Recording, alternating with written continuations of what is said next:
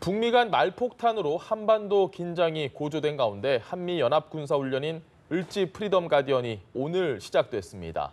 또 유사시 한국 방어를 지휘할 미군의 군수내부 3인이 잇따라 방한하고 있어 그 배경도 주목되는데요. 국민대 정치대학원 박휘락 원장, 한국국방안보포럼 양욱 수석연구위원 두 분 나오셨습니다. 안녕하십니까? 네, 안녕하십니까? 안녕하세요. 박 교수님, 을지 프리덤 가디언 훈련 사실 모든 언론에서 다 이야기를 하고 저희도 계속해서 이야기를 했는데 정확하게 무슨 얘기인지 이 단어가 뭔지도 잘 모르는 분들이 많을 것 같아요. 을지하고 예. 우리 한국말, 그다음 프리덤 가디언하고 합쳐진 겁니다. 이제 을지는 이제 우리나라 정부가 유사시에 전쟁을 어떻게 지원할 것인가, 그거를 이제 훈련하는 그거고요. 예. 프리덤 가디언 왜 영어의 노상 작전 이름에 뭐 이라키 프리덤 뭐 예. 이렇게 붙지 않습니까? 그죠? 예. 그와 마찬가지 훈련의 명칭을 붙인 겁니다. 이 두 가지, 그러니까 요거는 군사 합성 작전이거든요. 예. 그래서 우리 한반도의 방어 계획을 한번 이제 시현해 보는 겁니다. 그러니까 우리가 또 아마 군인들 연습이라고 말씀드렸죠. 예. 그 훈련은 좀 넓은 범위에서 이제 그 못하는 걸 잘하도록 하는 게 훈련이고, 연습은 어떤 계획을 세워놓고 그 계획대로 해보는 것을 연습이라고 그럽니다. 우리 이제 작전계획 5027, 뭐 5015 들었지 않습니까? 예. 그걸 한번 해보고 거기에 따라서 뭐 문제점이 있는지 없는지 보완해서 또다시 이제 그 개선하고 하는 그런 얘기죠. 그래서 처음에 이제 이 훈련은 또는 뭐 연습은 예. 군의 기본 업무니까 우리 한미 동맹이 시작된 54년부터 포커스 렌즈라는 이름으로 시작됐습니다. 그것이 쭉 되다가 76년도에 그러면 군만 하지 말고 우리 정부도 같이 총력 방어 차원에서 같이 하자. 예. 그래서 을지 포커스 렌즈로 이렇게 합쳐졌고요.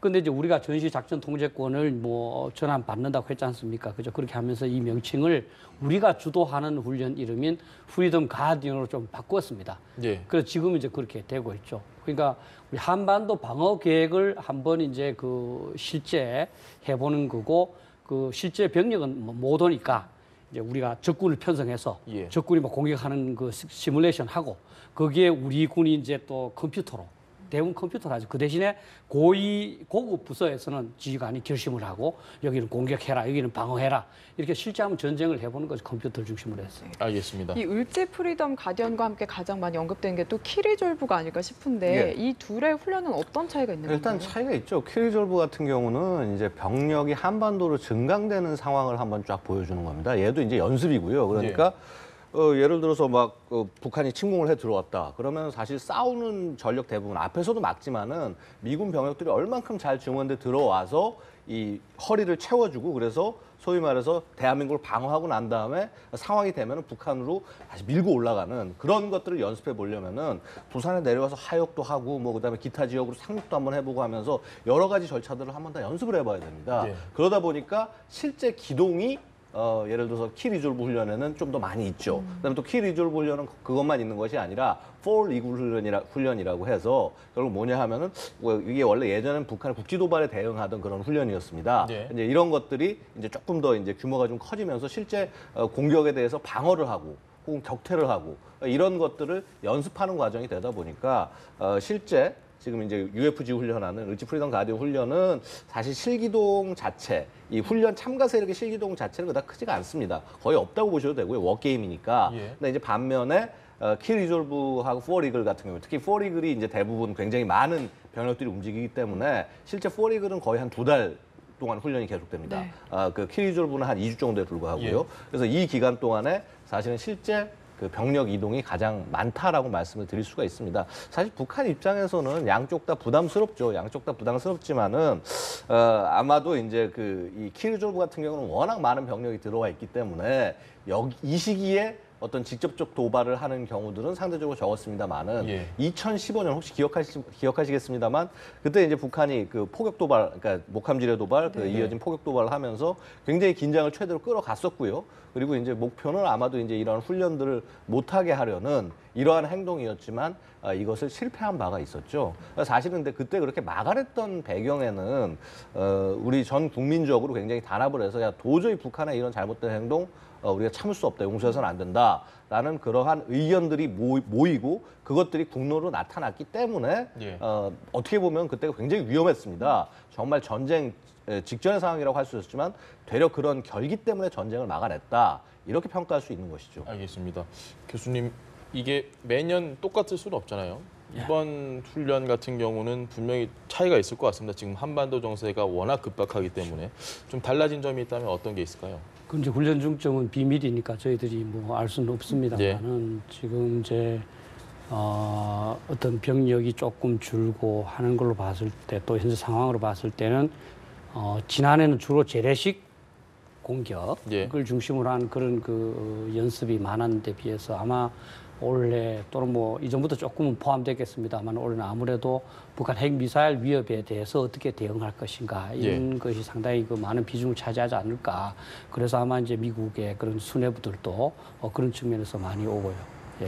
그 작년 같은 경우는 UFG 이틀 만에 SLBM을 쐈고 끝날 때 맞춰서 또 스커드도 쐈고 뭐 물론 4일 뒤에는 핵실험을 해서 저희가 좀 놀라긴 했지만 이번에도 분명히 도발을 할 가능성이 상당히 높지 않느냐 이런 예측이 많이 나오고 있는데 어떻게 생각하십니까? 저는 좀 반대의 얘기를 하겠습니다. 사실은 이제 이런 연습을 하는 기간에는 우리 한미 양국군이 100% 준비된 그런 상황입니다. 이 상황에서 도발하는 건 어리석죠. 그리고 지금까지 도발한 적이 별로 없습니다. 사실 지난해하고 지난해 조금 그랬는데 그런 것들이 저는 이제 뭐 제가 몇 번 말씀드렸습니다만 북한이 미사일 시험 발사를 하거나 핵실험을 하거나 그럼 우리는 북한의 어떤 이벤트, 남한의 이벤트, 미국의 이벤트를 찾아서 그거하고 연관시켜서 이렇게 해석을 하고 했습니다. 저는 그렇지 않다고 봐요. 북한은 나름대로의 일정에 의해서 그 핵 능력을 강화하고 미사일 능력을 강화하고 그렇게 계속 가는 거죠. 그것이 예를 들어서 우리 훈련이라고 해서 굳이 자제하지 않고 그냥 한 거지 훈련에 뭐 자기가 도발한다. 저는 그렇게 보지는 않습니다. 그냥 일정의 하나였다. 예, 일정의 하나였고 우리가 이제 이렇게 한미가 이렇게 그 운집돼 있고 완전 준비돼서 철통같이 하고 있는데 도발을 한다는 것은 그거는 그 군사적으로는 어리석은 행위죠. 네, 알겠습니다. 그래도 언론에서는 좀 뭔가 의미를 지으려고 하고 연관을 지으려는 게 있는데 이번에 또 이렇게 미군 병력이 축소되다 보니까 이게 북한을 자극하지 않기 위한 게 아닌가 뭐 이런 해석도 나오더라고요. 그런 해석이 가능할 수도 있죠. 사실 이런 부분이 있습니다. 우리가 뭐 주한미군이라는 존재가 굉장히 중요한 존재고 한미동맹의 핵심적인 부분이긴 한데 미국 입장에서는 아무래도 이 한반도 상황이나 이런 상황들을 관리를 해야지 확전을 하는 걸 원하지 않는다는 거죠. 그러니까 그런 의미에서 봤을 때 상대적으로 미국 입장에서도 이 훈련의 어떤 사이즈를 키움으로써 이런 갈등이 되는 것은 원치 않는다 이렇게 볼 수 있겠습니다. 네, 안보 대담을 계속해서 좀 이어가도록 하겠습니다. 주제를 살짝 바꿔보겠습니다. 그 트럼프의 최측근으로 알려졌었던 배넌, 이 배넌 백악관 수석 전략가 결국은 뭐 아웃이 됐습니다. 그때 주한미군 철수 얘기를 해서 깜짝 놀랐는데. 예. 사실은 이제 배넌이 아웃되게 된 거는 이제 그 여러 가지 이유가 있습니다만 꼭 반드시 이 주한미군 발언 때문이라고 보기는 좀 어려울 겁니다. 아시다시피 이제 사위인 그 트럼프의 사위인 쿠슈너하고의 좀 약간 불화가 좀 있었고 거기서부터 좀 밀리기 시작을 했고요. 밀리다 보니까 이제 가만히 있으면 될 텐데 자꾸 이렇게 언론 인터뷰 같은 거 하면서 평지풍파를 일으키다 보니 결국 이제 트럼프 입장에서는 내보낼 수밖에 없는 상황이 됐다라고 말씀드릴 수 있습니다. 배넌이 보면 의외로 이런 그 안보 관련된 이슈에 좀 관심을 많이 갖고 얘기를 한 부분들이 있는데요. 보면은 이 집권 초에 거의 이제 보면 여태까지 NSC 상임 멤버로 이 배넌이 들어가 있었다라는 것이 좀 의외였습니다. 배넌 자체가 사실은 군 쪽이라기보다는 일종의 그 칩 스트래테지스트 그러니까 뭐 이제 수석 전략가라는 어떤 굉장히 독특한 타이틀을 갖고 들어갔는데 거기에 왜 이 민간인 배넌이 들어가느냐라고 해서 굉장히 그 논란이 많기도 했었습니다만은 뭐 배넌 자체가 뭐 해군 장교로 한 7년을 복무했다. 뭐 그게 나는 충분히 얘기할 자격이 있다라고 얘기를 했지만은 보시다시피 이렇게 그 어떤 커다란 전략을 보기보다는 그 어떤 미국의 일반적인 굉장히 보수적인 백인들이 바라보고 있는 그러한 그 어떤 시각을 그냥 그대로 반영하고 있는 것이다. 그래서 이제 이게 좀 약간 걱정스러운 것은요. 배넌이 사라졌다고 그래서 그럼 그런 시각 자체가 트럼프에게 전혀 사라진 것이냐? 그것은 아닐 수 있다라는 것이죠. 트럼프가 여러 차례 경선을 통해서 얘기했던 예를 들어서 뭐 우리가 왜 이렇게 부자인 나라들에게 국방을 도와줘야 되느냐? 이러한 인식은 미국에 여전히 남아있다. 그리고 이런 부분을 잘 불식시킬 수 있는 것이 어떻게 보면 우리가 한미동맹에서 얼만큼 또 우리가 원하는 것을 받는 것뿐만 아니라 미국에게 제공할 수 있냐도 중요한 것이 아니겠나라고 생각이 됩니다. 알겠습니다. 하실 말씀 있으시면. 예, 그 이 동맹이라는 것은 개인 간의 관계도 마찬가지입니다만 동맹을 통해서 내 친구든 또는 우리 우방의 능력을 활용한다는 점에서는 플러스가 됩니다, 당연히. 근데 그 마이너스가 뭐가 있겠습니까? 마이너스는 내가 동맹을 맺음으로써 동맹의 전쟁에 우리가 말려 들어갈 수가 있습니다. 예를 들면 우리가 베트남 전쟁에 이제 말려 들어갔습니다. 예. 또 한 가지는 뭐냐면 동맹의 약속을 했는데 이 동맹이 마지막 순간에 자기가 이렇게 연루되는 게 너무 위험스럽다. 그럼 미안하다. 난 못 도와줘. 이렇게 말할 수가 있습니다. 네. 그럼 미국 입장에서 한국과의 동맹에서 항상 그 계산을 하지 않겠습니까? 이 네. 한국을 도와주기로 약속은 했지만 한국을 도와주는 그 대가가 너무 크다면 나는 못 도와주는 거 아닌가. 그러니까 주한 치를수 논의가 계속 지금 이제 뭐 미국 쪽에서 굉장히 논의가 되고 있죠. 왜냐하면 북한이 만약 미국을 핵무기로 공격할 그런 상황에서도 우리가 한국을 도와줘야 되느냐 하는 부분. 또 사실은 지금 이제 주한 미군이 있기 때문에 미국이 군사 작전을 제대로 못 하는 거죠. 왜냐하면 주한 미군은 바로 뭐 서울에 또는 평택 가봐도 한 200km밖에 안 되는데 거기에 이제 타격을 가할 수 있기 때문에. 그래서 지금 문제가 되는 것은 배넌이라는 현 그 대통령의 최측근이라 그럴까요? 또는 뭐 사고방식을 굉장히 같이 하는 그런 사람이 말했다는 것이 문제가 되는 것이지 저런 시각은 미국 내에 있고 우리는 그러면 어떻게 해야 되겠느냐? 우리는 그거를 알고 대비해야 된다는 거죠. 우리가 그럼 미국이 너 약속해놓고 지키지 않을 거 아니냐? 예. 이렇게 해서 미국을 버리라는 것이 아니라 그럼 미국이 약속을 지키도록 하기 위해서는 우리가 어떻게 해야 될 것인가? 이 노력을 좀 하면서 또는 마지막으로 미국이 극단적인 상황에서 약속을 못 지킬 경우에 우리 스스로도 대비할 수 있는 그런 대책을 강구해야 되는 겁니다. 알겠습니다. 이런 가운데 지금 한반도의 방어를 책임질 미 삼군 수뇌부 3인이 지금 잇따라 방한을 합니다. 이에 대해서는 좀 어떻게 배경을 짚어볼 수 있을까요? 사실은 이제 이번 훈련 자체가 그 전략 무기 체계들이 생각보다는 좀 전개가 덜 되는 상황, 이런 상황이 어떻게 보면 우려가 될 수 있습니다. 왜냐하면 어떻게 보면 북한이 이제 관포기 사격카드 꺼내들고 흔드니까 먹히네? 라는 그러한 메시지가 되면 이건 굉장히 잘못된 일이 될 수 있고요. 그래서 이런 부분들을 불식시키기 위해서라도 사실은 좀 이러한 방문은 필요하다고 말씀을 드릴 수가 있습니다. 뭐냐 하면은 전략 무기가 뭐 당장 훈련에 안 올지 몰라도 실제 그러한 전략 무기를 활용하는데 결정하는 사람들은 여기에 들어와서 한국과 긴밀하게 논의를 하고 끌고 가고 있다. 사실은 이게 UFG 훈련의 정신하고 맞거든요. UFG 훈련 자체가 워게임이기 때문에 그래서 그런 차원에서의 방문으로 해석될 여지가 충분히 있고요. 그래서 그런 의미에서 예를 들어서 전략사령관이나 안 그러면 이제 그 미사일 방어 국장이 오는 것 이런 것들은 상당히 지금 한반도에서 일어나는 상황하고 사실 제일 밀접한 일들을 하는 사람들입니다. 특히나 전략사령관 같은 경우는 소위 이제 그 북한이 뭔가 나쁜 짓을 했을 때, 잘못된 짓을 했을 때 핵으로 북한에 대한 보복을 할 수 있는 공격을 결정하는 게 바로 그 역할입니다. 네. 그래서 이러한 그 방문이 있다는 것 자체, 그리고 예. 거기서 심도 깊은 논의가 이루어졌다는 것 자체가 북한에 대한 어떤 경고가 될 수 있지 않을까 이렇게 기대를 해보겠습니다. 알겠습니다. 이야기를 좀 바꿔서요. 문 대통령이 현직 대통령으로 처음으로 이 합참의장 이 취임식에 참석을 했습니다. 저는 어제 처음 알았던 게 이순진 전 합참의장이 42년간 이사를 45번이나 했다. 사실 문 대통령이 찾아가지 않았으면 이건 거의 저희가 모르고 넘어갔을 것 같은데 그 내용을 듣고 야, 이사를 정말 많이 하셨구나 이 생각을 했거든요. 이 문 대통령의 행보 어떻게 좀 해석을 해봐야 될까요? 예, 뭐 바람직하고 또 군의 사역에도 굉장히 도움이 되리라고 생각을 합니다. 또 어떻게 보면 지금까지 대통령들이 사실은 잘 못한 점이 있었죠. 사실 합참의장은 우리 군의 이제 가장 높은 분이거든요, 군인 중에는. 근데 국방부 장관만 우리나라에서는 계속 이제 부각이 되고 합참의장은 별로 부각이 안 됐습니다. 실제 합참의장은 지휘관인데 우리나라는 그 밑에 이제 뭐 잘 아시겠지만 일군사령관, 그러니까 상군사령관, 그다음 지상작전사령관, 네. 해군작전사령관, 공군작전 직접 지휘를 합니다.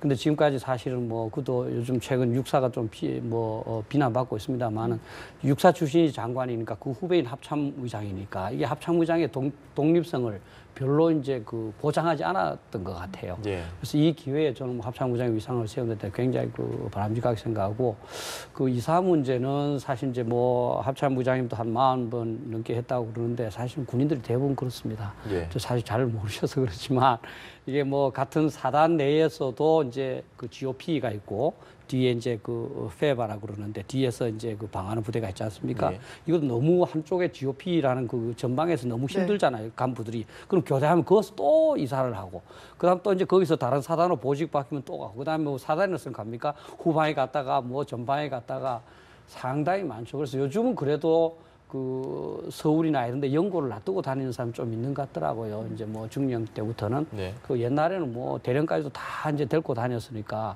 상당히 이 싸움을 저도 이사를 많이 했습니다. 알겠습니다. 이게 자주 이사 다닌다는 게 정말 쉽지 않은데 보통 일이 대단하신 아니죠. 것 같습니다. 그런데 이렇게 문 대통령이 좀 친밀한 행보를 보이는 게 오바마 대통령을 벤치마킹했다 이런 이야기도 있더라고요. 예, 뭐 근데 맞을까요? 아마 뭐 그런 부분이 있을 수 있겠습니다만 저는 이제 제일 중요한 것은 이거라고 봅니다. 아까 말씀 잘 해주셨는데 사실 합참 의장 자체가 군에서 가장 높은 사람이고요. 만약에 현 정부가 정말 문민 통제, 군에 대한 문민 통제를 하겠다는 것을 주로 내세우는데 예. 그걸 하겠다면 제일 먼저 중요한 것이 합참 의장의 위상을 존중을 하고 최대한 올려놓는 겁니다. 그러니까 여태까지의 어떤 문제점이랄까 뭐냐 하면 제가 뭐 꼭 굳이 비판하는 것은 아니지만 합참 의장 출신 분들이 보면 그러니까 그 보통 국방장관을 많이 하셨어요. 예. 그러다 보니까 장관이 되셔서 장관으로서 전반적인 볼 업무를 하셔야 되는데 그게 아니라 전군 지휘관 회의를 이끌어 간다거나 본인이 지휘관으로서의 역할을 연장해서 가려는 그런 부분들이 있었는데 이것이 과연 옳은 것인가? 되려 그런 부분 때문에 소위 이제 합동참모본부가 실제 전쟁을 이끌어가는 기관으로서 제 역할을 하지 못한 측면들이 분명히 있다. 그런 측면에서 봤을 때 이렇게 앞으로도 이것이 그냥 단순히 일회성 행사가 아니라 합참 의장 앞으로 정말 문민할 거라면 예. 합참 의장의 위상을 계속적으로 이렇게 대통령이 이렇게 키워주시는 것이 정말 중요하다. 이게 소위 말하는 국방개혁과 문민 통제의 시작점이다라고 말씀드릴 수가 있는 것이죠. 알겠습니다. 그 한 가지만 좀 어제 그 예, 예. 대통령께서 이제 병장 출신이라고 강조를 하시더라고요. 예. 네. 사실 그래서 가만히 생각해 보면 최근 대통령 중에는 이제 노무현 대통령이 사실 이제 그 당시에는 그 상병 제대가 있었어요. 예. 그래서 상병제 그 뭐 병장이 똑같고요. 두 분만 사실 이제 명확하게 군 피를 하셨더라고요. 이것도 사실 참 그 앞에는 직업군인이셨고. 예. 그래서 이 부분도 이제 진짜 그 병력을 필요하신 분들이 이렇게 대통령이 되면 떳떳하지 않습니까? 그리고 그 우리 군대 사회에 좀 농담 비슷하게 이제 병장을 5대 장성이라고 그럽니다. 준장, 소장, 중장, 대장 그 위에 병장입니다. 그래서 야 5대 장성이 확실히 맞구나 하는 그런 생각을. 알겠습니다. 오늘 대화는 저희가 여기까지 나눠보도록 하겠습니다. 지금까지 박희락 국민대정치대학원 원장 그리고 양욱 한국국방안보포럼 수석연구위원과 함께 이야기 나눠봤습니다. 고맙습니다. 감사합니다. 감사합니다. 감사합니다.